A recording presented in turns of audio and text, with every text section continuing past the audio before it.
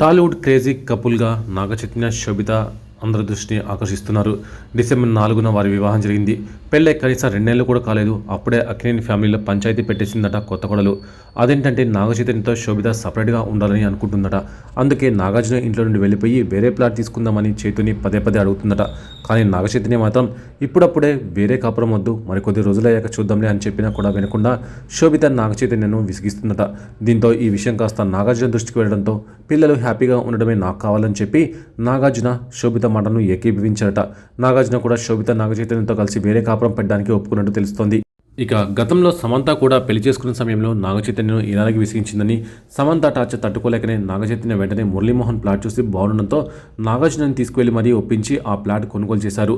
ఇప్పుడు అచ్చం సమంతలాగే శోభిత కూడా భర్తతో వేరే కాపురం పెట్టాలని ఇంట్లో రచ్చ చేసి చివరికి అనుకుంది సాధించింది అంటూ సోషల్ మీడియాలో ఓ టాక్ అయితే నడుస్తుంది.